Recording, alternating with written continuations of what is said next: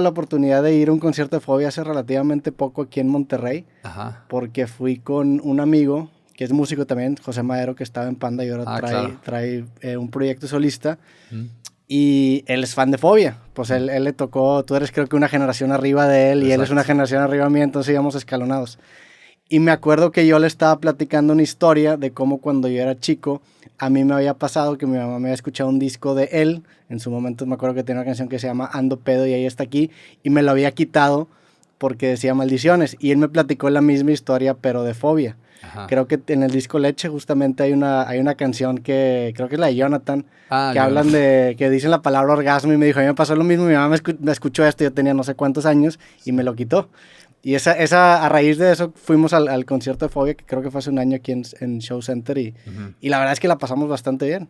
Qué bueno. Fue una gran experiencia. Bueno. Sí, pues Pepe, lo conozco y y bueno, no me había contado esa anécdota, pero Bueno, la primicia. Le he escuchado Ojalá de otras que personas. sea información pública, entonces. No, pero otras personas nos han dicho eso. Lo que pasa es que hoy en día que ya hay más acceso a la información y los medios están más abiertos y es más común hablar con lenguaje abierto Sí.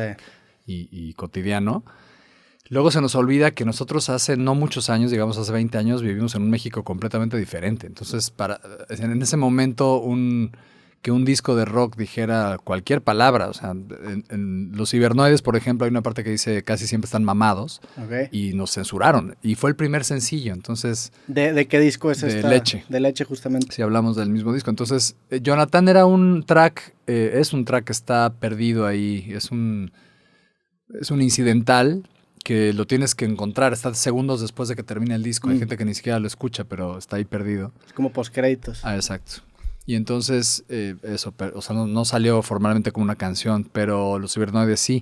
Y fue una complicación en ese momento porque además se fabricaban físicamente los sencillos. Entonces tuvimos que hacer una versión diferente, una sin la palabra, otra con un beep, dependiendo de la región de todo el país, porque las regulaciones de gobernación eran diferentes. Entonces... ¿Y perdieron material físico? Porque inicialmente me imagino que lo imprimieron todo igual. Sí, se tuvo que hacer sencillos diferentes. Sí, o sea, salió, digo, fue complicado y fue dura. Llegamos incluso a tomar en consideración si se cambiaba el sencillo. Ok. Porque pues era tal problema que... Entonces, bueno, lo cuento porque luego los chavos ahora... no, o sea, como que ya no visualizan ese México, que no fue hace tanto, ¿no? Sí. A mí me pasaba de ser, bueno, con la época de mis abuelos, ¿no? Hace 60 años. Ahora aquí hace 10, 15 años era un México muy diferente todavía. Sí, entonces y había mucha censura. No solamente en México, en general en la música, ¿no? En general. Ayer me tocó platicar con un señor que se llama Roberto Muso, que es el de la banda Cuarteto de Nos, y me platicó también la historia de una canción que en su momento le censuraron, que se llamaba, la canción, no la quiero cagar, El día que Artigas se emborrachó. Imagínate. Y pues estaba haciendo referencia a un héroe nacional y como que inventó esta historia en donde se emborrachaba y lo acabaron censurando, incluso lo acabaron demandando. Y tuvo suerte que no acabó en la cárcel. Ajá, y pudo haber acabado en la cárcel. Eso, claro. Y más porque vivía en un Uruguay que venía de un régimen dictatorial. Claro. Sí. ¿Sabes que ahorita me acordé cuando dijiste, peor todavía que Los Cibernoides, que ya fue en 91 por ahí, el primer disco de Fobia, que salió en 90, no, perdón, Los Cibernoides fue en 94. En 90, que fue el primer sencillo, El Microbito, que es la canción más boba del mundo, en la parte que decía, y si me voy más abajito, y la censuraron en muchos lugares. De hecho, Monterrey, gracias a Monterrey es que El Microbito funcionó, porque aquí les valió madre, la tocaron y jaló perfecto y fue número 1 y todo. Pero fue la única ciudad, bueno, y Guadalajara muy bien también, pero la Ciudad de México estaba censurada, o sea, no la ponían. Así que no tuvimos radio. Y ahorita se podría decir que es incluso al revés, ¿no? Claro. O sea, ahorita Monterrey ha cancelado shows de comediantes. Dices por eso. No o sea, vino un comediante hace algunos años que se llama Carlos Vallarta. Y me acuerdo que se hizo un movimiento y creo que lo cancelaron porque venía a presentar un especial que se llama, creo que Dios está muerto o algo así. Y aquí hay una sociedad también muy ultra conservadora. Entonces me impresiona que digas que Monterrey... Va al revés, ¿no? En ese momento era el que no tenía problema. Sí, de hecho nos mandaban... Bueno, pues Monterrey es la ciudad que yo más he visitado en mi vida fuera de la Ciudad de México, que es donde vivo. Y una de las razones era eso, como no podíamos desarrollarnos en la Ciudad de México cuando empezamos la carrera, pues nos mandaban, vayan a Guadalajara y Monterrey, jalan súper bien y los tocan en radio y entonces empezamos a hacer más carrera fuera. Pero esa era la censura. Y luego era muy loco porque oíamos rolas de, no sé, Lupita D'Alessio que decía...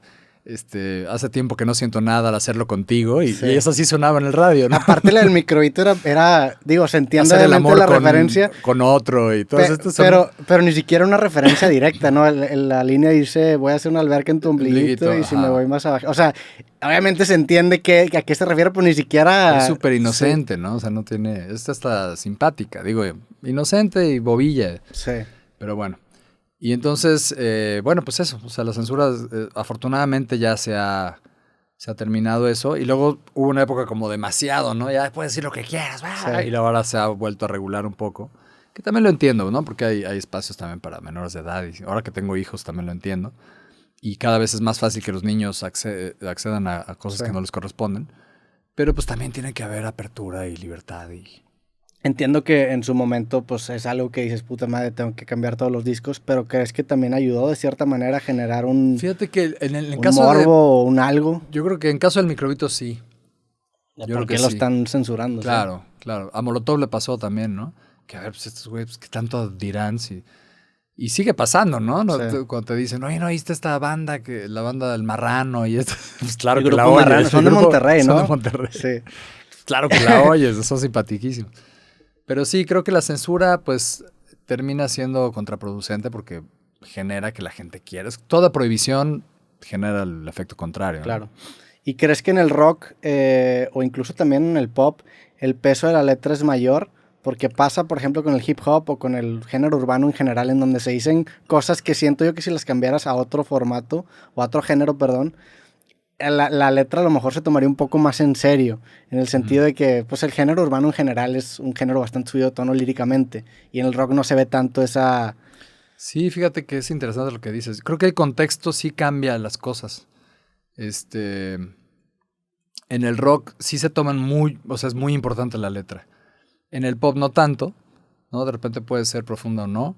En el hip hop se dicen cosas muy fuertes, pero como es y estamos en la fiesta, no se toma tan... No se toma tan literal. Es como las diferentes situaciones, ¿no? Si dices una barbaridad en la peda, pues no pasa nada, pero si la dices a las 2 de la tarde en un café, pues tiene otra connotación. Pero sí es verdad, el rock, pues a las personas que nos gusta el rock, nos gusta un poco, digamos, como meternos en las letras y que hacerlas...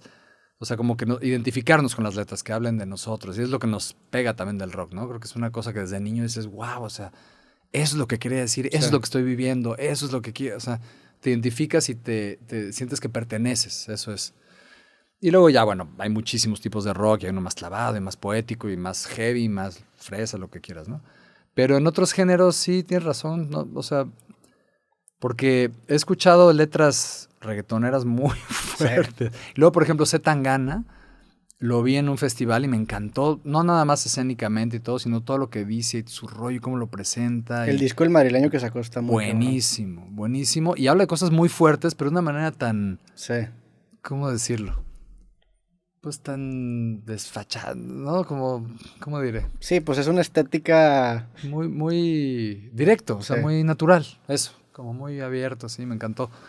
Y la producción es increíble y me gusta mucho. Entonces, de repente, en todos los géneros hay cosas rescatables y hay cosas padres. Y todo depende cómo se presente, cómo se arme, ¿no?